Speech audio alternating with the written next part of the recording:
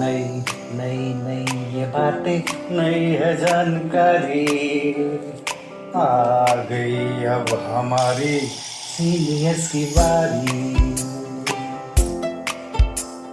नई नई नई ये बातें नई है जानकारी, आ गई अब हमारी सीनियर्स की बारी। इनके अनुभव से अपनी बदली दुनिया सारी, इनके अनुभव से अपनी बदली दुनिया सारी। टाटा टाटी नाना नानी करते बातें प्यारी, सुन लो तुम समझ लो तुम, हाँ सुन लो तुम समझ लो तुम, सुन लो तुम समझ लो तुम, बात ये हमारी। खुश रखोगे इनको तो होगी खुशी तुम्हारी। नई बातें हैं ये देखो नई जानकारी, आ गई अब हमारी सीनियर्स की बारी। किस्से कहानियां सेहत और विज्ञान की बातें, रेडियो कार्यक्रम अनुभव में सीनियर्स की बात सीनियर्स के साथ। विज्ञान प्रसार विज्ञान और प्रौद्योगिकी विभाग, भारत सरकार एवं अलगप्पा विश्वविद्यालय कराईकुडू, तमिलनाडु के संयुक्त तत्वावधान में प्रस्तुत करता है वरिष्ठ नागरिकों के लिए ऑडियो श्रृंखला अनुभव, जिसकी रूपरेखा बनाई है डॉक्टर आर श्रीधर ने। इस श्रृंखला में ये कार्यक्रम आप सुन रहे हैं अपना रेडियो 96.9 FM सामुदायिक रेडियो पर। यह कार्यक्रम हमारे mentor professor doctor Sangeeta Pranvendra के मार्गदर्शन में प्रस्तुत किया गया है। आज का हमारा विषय है बढ़ती उम्र में कैसा हो खान पान, सही जीवन शैली क्या है समस्याएं और क्या है निदान। हमारी विशेषज्ञ हैं डॉक्टर मोनिता गहलोत, आहार विशेषज्ञ, एम्स अस्पताल नई दिल्ली। साक्षात्कारकर्ता कविता शर्मा, निर्माता अपना रेडियो 96.9 FM। हमारे सहयोगी वरिष्ठ नागरिक हैं सुधीर कुमार, दिनेश कुमार शर्मा, विमलेश गोयल, बिमला, शालिनी जिंदल, पंकज श्रीवास्तव, ओमदत्त शर्मा और राकेश। अपना रेडियो 96.9 FM में आप सभी का स्वागत है। मैं हूं कविता शर्मा। आप सुन रहे हैं कार्यक्रम अनुभव। दोस्तों, कुछ बुजुर्ग ऐसे होते हैं जिनकी उम्र 60 से 80 के बीच के होने के बावजूद भी वो दिन भर काम करते रहते हैं और काफी एक्टिव रहते हैं। वहीं कुछ लोग ऐसे भी होते हैं जो कोलेस्ट्रॉल या डायबिटीज की समस्या से जूझ रहे होते हैं। दोनों ही सूरतों को लेकर जागरूक रहना बहुत जरूरी है। बढ़ती उम्र में ज्यादातर बीमारियों की वजह गलत आहार और जीवन शैली होती है। जैसे जैसे उम्र बढ़ती है, पोषण की जरूरत बढ़ती जाती है। तो किस तरह का होना चाहिए आहार और जीवन शैली बढ़ती उम्र में, चलिए आज आपको बताते हैं। चलिए मिले डॉक्टर मोनिता गहलोत से। डॉक्टर मोनिता गहलोत, आपका स्वागत है हमारे कार्यक्रम में। बहुत बहुत धन्यवाद। हमारा सबसे पहला सवाल आपसे ये है कि एक बेहतर आहार जो होता है हर एक उम्र में हमारे लिए कितना जरूरी होता है? देखिए, एक बेहतर आहार जिसे हम संतुलित आहार कहते हैं, हर उम्र में बहुत ज्यादा इसकी इम्पोर्टेंस है, क्योंकि जैसा हमारा खान पान होगा वैसा ही हमारा स्वास्थ्य होगा। तो बचपन से ही मतलब अगर अच्छे आहार से अगर हमारी नींव रखी होती है हमारे शरीर की, तो आगे जाके जैसे बढ़ती उम्र में बहुत सारी ऐसी समस्याएं होती है स्वास्थ्य से संबंधित जिनको हम अवॉइड कर सकते हैं। जैसे कि आपकी जो बहुत सारी नॉन कम्युनिकेबल डिजीजेज होती हैं, जैसे कि हृदय की बीमारी है, या फिर आपका मोटापा है, या फिर आपका जो है शुगर की बीमारी है, इनको काफी हद तक अगर हम अपने आहार में ध्यान रखें तो इसको नियंत्रित किया जा सकता है। तो एक स्वस्थ और संतुलित आहार की हमारे जीवन में बहुत ज्यादा महत्वपूर्ण जगह है एक अच्छे आहार का। तो हर उम्र के हिसाब से आहार अलग होता है, तो उसके अकॉर्डिंग ही हमें जो है अपना खान पान करना चाहिए। डॉक्टर साहब, ये जो हमारा कार्यक्रम है ये सीनियर सिटीजन्स की हेल्थ को लेकर बनाया गया है, तो उनके कुछ जो सवाल होते हैं हम इस कार्यक्रम में शामिल करते हैं। तो आज भी हमारे जो कुछ सीनियर सिटीजन्स हैं वो आपके साथ इस प्रोग्राम में जुड़ेंगे और आपसे अपने सवाल पूछेंगे।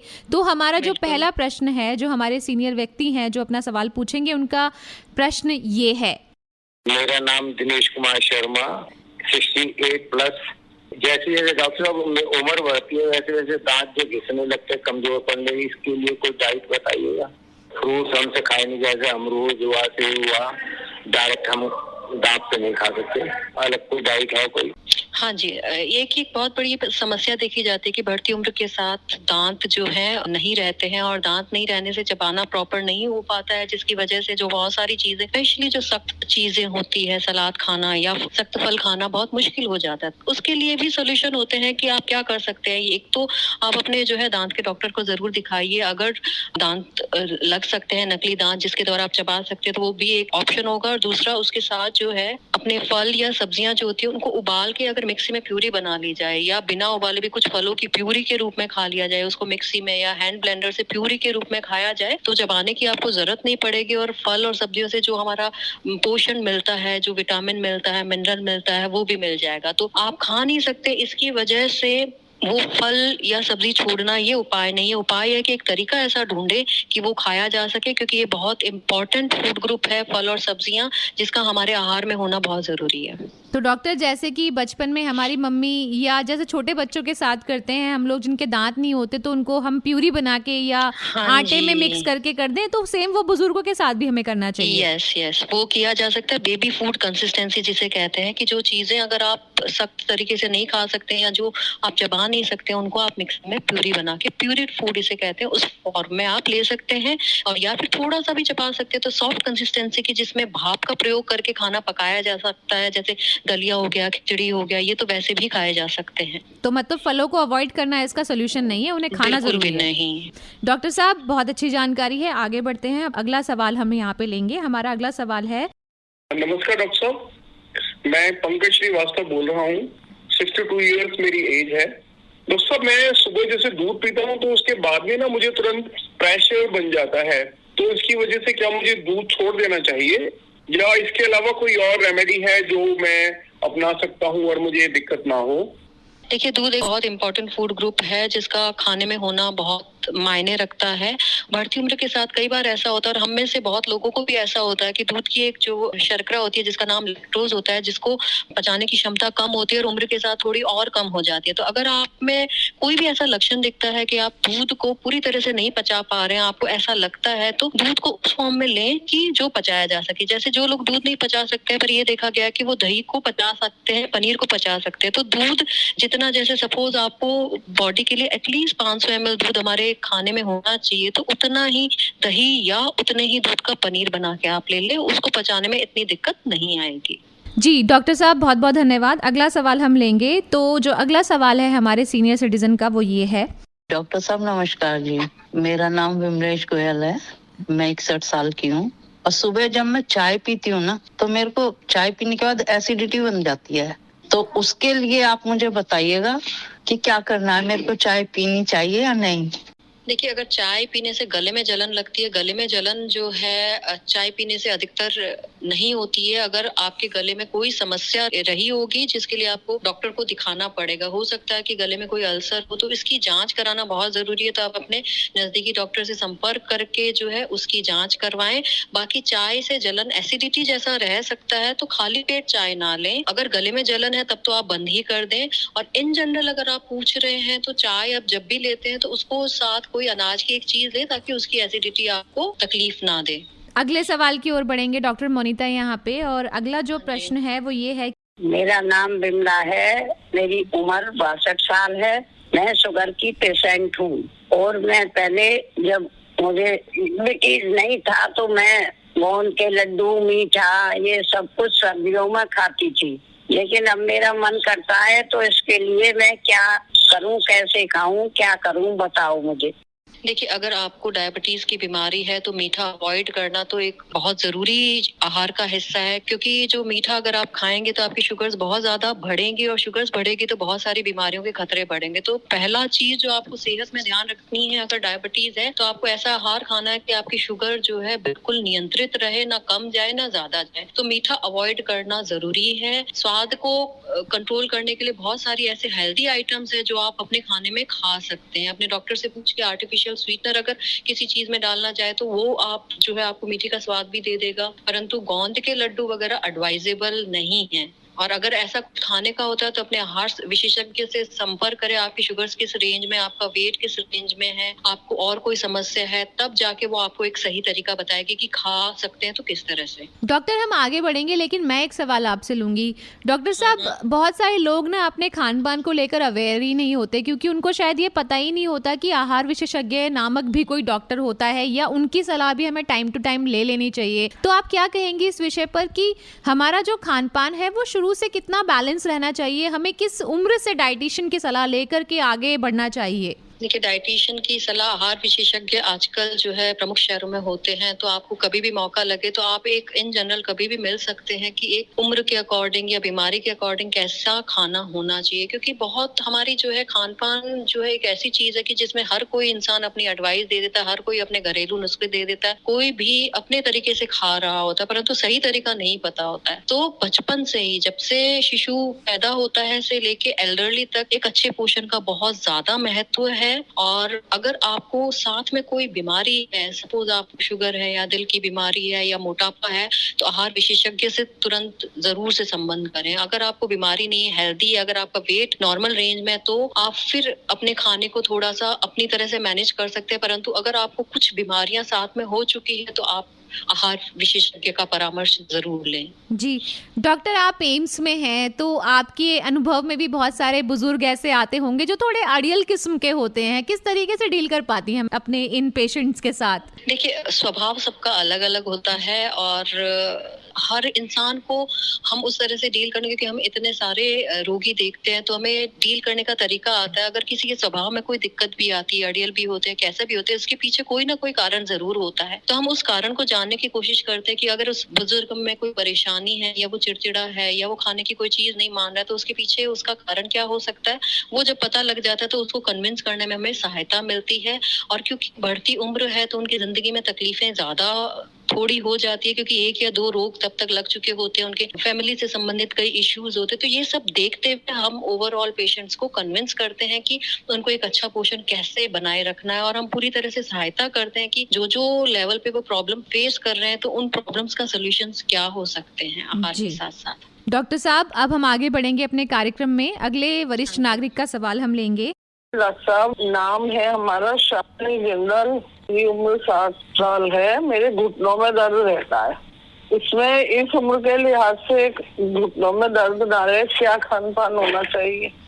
हाँ जी, तो एक चीज बहुत महत्वपूर्ण है जो बढ़ती उम्र के साथ ध्यान रखनी है कि घुटनों की समस्या बहुत देखी गई है। घुटनों में दर्द की समस्या या एक जो बीमारी होती है ऑस्टियोपोरोसिस है, जिसमें हड्डियां खोखली हो जाती है। तो ये बढ़ती उम्र के साथ क्योंकि हड्डियां कमजोर होना शुरू हो जाती है, तो यूजुअली जो हमारी मान्यता होती है, अधिकतर हम ये कहते हैं कि दूध है जो बच्चों के लिए होता है, दूध दही बच्चों का खाना होता है, जबकि बड़े जब होते हैं तो वो दूध पीना बंद कर देते हैं, खाने में से दही कम हो जाता है, पनीर कम हो जाता है। ऐसा नहीं होना चाहिए, क्योंकि बढ़ती उम्र के साथ हमारी हड्डियां ज्यादा कैल्शियम निकलता है बाहर, तो हड्डियां खोखला होने का खतरा ज्यादा है। तो इस समय दूध दही पनीर की इम्पोर्टेंस और भी ज्यादा बढ़ जाती है। तो हमेशा ये ध्यान रखना है कि आप अपने थ्रू आउट अडल्ट एज में भी और आपकी बढ़ती उम्र में भी अपने खाने में कम से कम आधा किलो लो फैट दूध दही का इस्तेमाल जरूर करें, ताकि आपकी बॉडी में कैल्शियम की कमी नहीं हो पाए और इससे संबंधित जो आपको घुटनों के दर्द या हड्डियों संबंधित जो समस्याएं होती है वो कम से कम होगी, और साथ साथ थोड़ा सा एक्सरसाइज भी।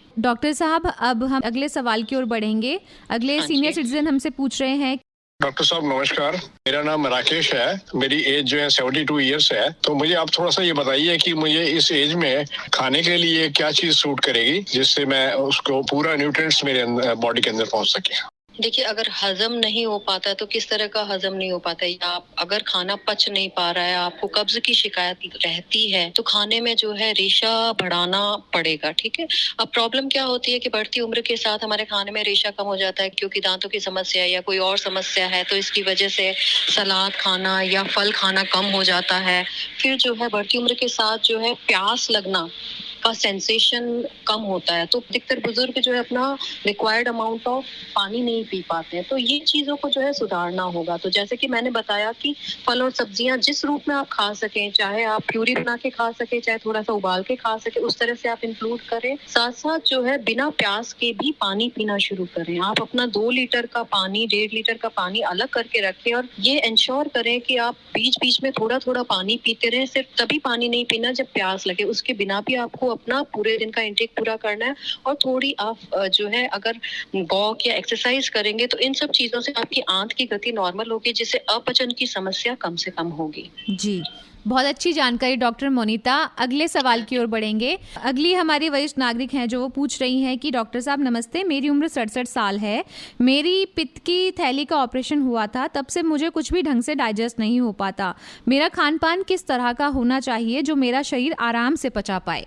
हाँ जी, देखिए पित्त की थैली का जब ऑपरेशन होता है तो पित्त की थैली हट जाने के बाद जो एक समस्या आती है वो आती है वसा को पचाने में। तो आपको ये ध्यान में रखना है, पित्त की थैली के ऑपरेशन के बाद आपके खाने में वसा, जैसे घी या तेल होते हैं, वो चीजें आपको अवॉइड करनी है। गरिष्ठ चीजें स्पेशली जो तली हुई भोज्य पदार्थ होते हैं वो अवॉइड करना है। किसी भी रॉ रूप में, जैसे कि आपने बहुत ज्यादा तेल डाल के सब्जियां बनाई है या तले हुए समोसे, पकौड़े, इस तरह की चीजें अवॉइड करनी। आप जो है हल्के खाने से शुरुआत करें। जब पित्त की थैली का ऑपरेशन हुआ उसके बाद हल्के खाने से शुरुआत करें और जैसे जैसे सहन हो उस तरह से वसा की मात्रा इंक्लूड करनी है। एकदम से अधिक वसा की मात्रा आपको खाने में नहीं करनी है, तो जिसकी वजह से जो है समस्या आ सकती है। जी, डॉक्टर मोनिता अगले सवाल की ओर बढ़ते हैं। डॉक्टर साहब नमस्ते, मेरा नाम अमजद शर्मा है, मेरी उम्र 64। डॉक्टर साहब मुझे बहुत साल में पता चला जो दिल से जुड़ी हुई बीमारियां होती हैं वो हमारे खाने पीने से ही हो जाती हैं। अब मैं दिल का हार्ट बीट का मरीज हूँ, तो मुझे किस तरह का आहार खाना चाहिए जिससे कि मैं आगे ठीक ठाक रहूं? देखिए, दिल की बीमारी के बाद आहार का रोल बहुत इम्पोर्टेंट हो जाता है, क्योंकि अगर वो नहीं ध्यान रखा जाए तो वापस हार्ट अटैक या कोई भी कॉम्प्लिकेशन होने का खतरा बहुत बढ़ जाता है। तो दिल की बीमारी के बाद एक चीज जो सबसे ज्यादा ध्यान रखनी है कि आप अपने जो है वजन का ध्यान रखें। वजन जो है और नहीं बढ़ना चाहिए, और ज्यादा बढ़ी हुई कैटेगरी में अगर वो है तो उसको कम करने की कोशिश करना है। तो अपने आहार विशेषज्ञ से संपर्क करके किस तरह का खाना खाया जाए ताकि आपका एक वजन कंट्रोल में रहे। दूसरी चीज है, अपने खाने में जो कुछ चीजें आपको ध्यान में रखनी, एक रेशा आपको खाने में बढ़ाना पड़ेगा। तो जो रंग बिरंगी जो है सब्जियां आपकी होती है, रंग बिरंगे फल जो होते हैं, उनको आपको अपने खाने में इंक्लूड करें।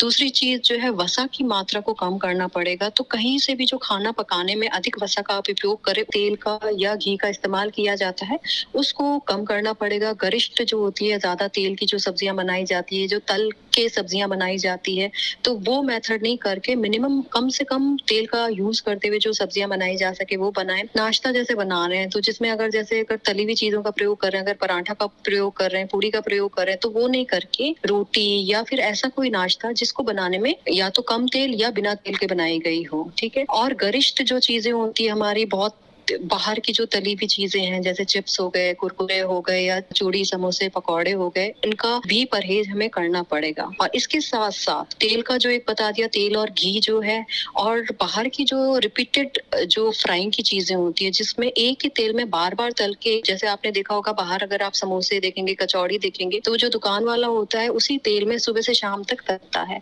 तो उससे क्या है, बहुत ज्यादा ट्रांस फैट उस खाने में बन जाता है जो दिल के लिए बहुत ज्यादा हानिकारक है। तो उस तरह के तेल की तली हुई चीजें आपको बाजार से बिल्कुल नहीं लेनी है। और एक है कि चीनी की मात्रा कम से कम कर दी जाए, क्योंकि चीनी जो है हमारे जो है इसके ब्लॉकेज को इंक्रीज करता है। तो हर जगह से जो मीठा है या चीनी जहाँ पे हम फ्री शुगर्स यूज करें उसको कम से कम करें, और फल और सब्जियां जो हमारे हार्ट के लिए बहुत फायदा करती है उनको हम बढ़ाएं।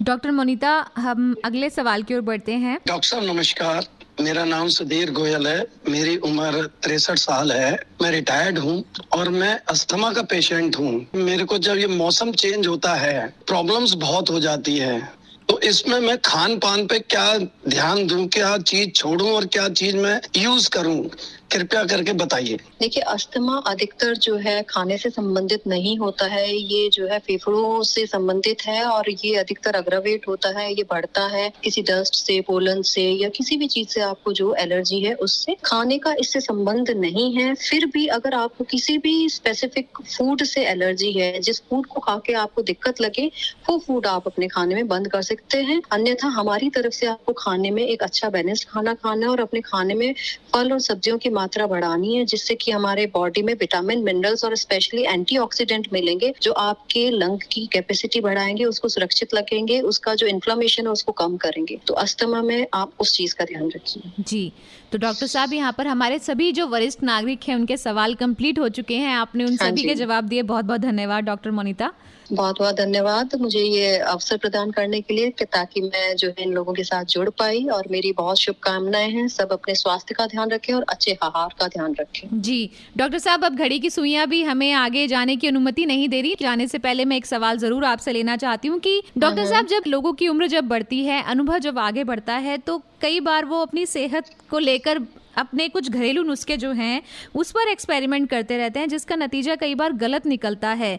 तो इन सभी तरीकों को, या कोई भी व्यक्ति किसी भी तरह का घरेलू नुस्खा अगर आजमाता है, तो क्या वो सही है या वो गलत है? किस तरह से एड्रेस करेंगे आप हमारे सुनने वालों को? देखिए, अधिकतर जो है हम अगर कुछ घरेलू नुस्खे, जैसे कि कोरोना काल में हमने देखा कि काढ़े का बड़ा उपयोग किया गया, जो घरेलू नुस्खों से बनाया गया, उसमें कोई हानि नहीं है, जो हमारे घर के अवेलेबल इंग्रेडिएंट से बनाया गया। परंतु कई बार क्या होता है कि बाजार में मिलने वाले जो बहुत ज्यादा टेस्टेड भी नहीं होते हैं, हर्बल चूर्ण या ये चूर्ण या कुछ भी प्रोडक्ट्स खा लिए जाते हैं ये सोच के कि ये वाला जो टी आया है ये वजन कम करेगा, ये वाला जो चीज है ये वाला जादू करेगा। इस तरह की चीजें बहुत प्रचलित, वो खाना बहुत सेहत के लिए हानिकारक है, क्योंकि इसके क्या साइड इफेक्ट होते हैं किसी को भी नहीं पता होता। और बहुत बार ऐसी बीमारी के लोग आते हैं जो इन सब चीजों की वजह से बीमार हो जाते हैं। परंतु घरेलू मसाले या घर में जो अवेलेबल हमारे पास हर्ब्स होती हैं, उनसे आप कुछ बनाते हैं तो उसमें बहुत दिक्कत हमें नहीं है। सही जीवन शैली अपनाने के लिए आप क्या कहेंगी जो हमें हर एक एज में स्वस्थ रख सकता है? देखिए, जीवन शैली तो होनी चाहिए कि आज का दौर जो है उसमें हम बहुत ज्यादा जो है मानसिक रूप से बिजी हो गए हैं, सोशल मीडिया पे बहुत एक्टिव हो गए हैं, तो हमने अपने ऊपर ध्यान देना बहुत बंद कर दिया है। जो फिजिकल एक्टिविटी होती है, गेम्स पे होती है ऑनलाइन, बच्चे बाहर खेलते नहीं दिखाई देते हैं।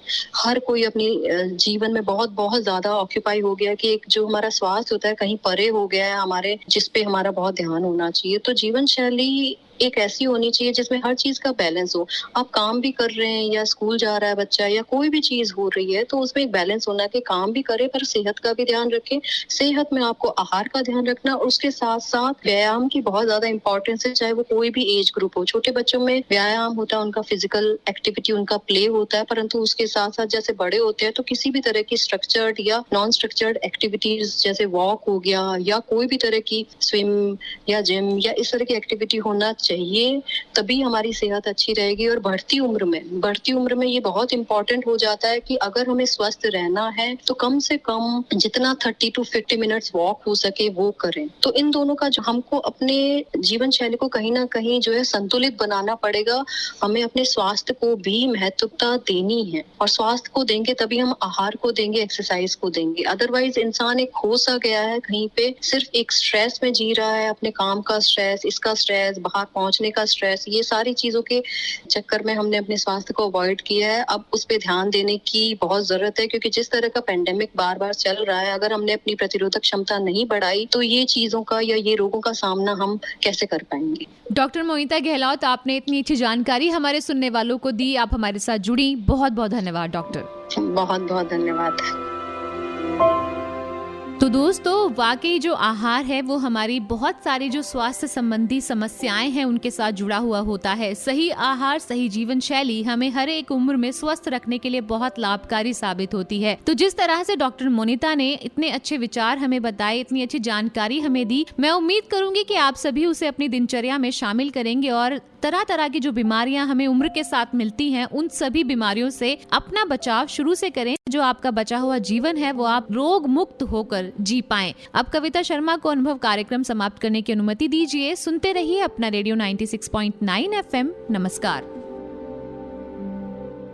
अभी आप विज्ञान प्रसार, विज्ञान और प्रौद्योगिकी विभाग, भारत सरकार एवं अलगप्पा विश्वविद्यालय कराईकुड़ू, तमिलनाडु के संयुक्त तत्वावधान में प्रस्तुत की गई वरिष्ठ नागरिकों के लिए ऑडियो श्रृंखला अनुभव सुन रहे थे, जिसकी रूपरेखा बनाई है डॉक्टर आर श्रीधर ने। इस श्रृंखला में ये कार्यक्रम आपने सुना अपना रेडियो 96.9 FM सामुदायिक रेडियो पर। ये कार्यक्रम हमारे mentor professor doctor Sangeeta Pranvendra के मार्गदर्शन में प्रस्तुत किया गया।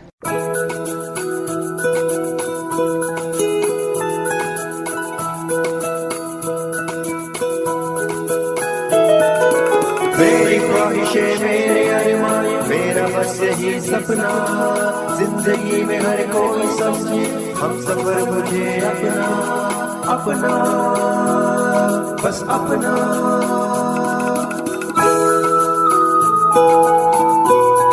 अपना रेडियो 96.9 FM। अपना बस अपना।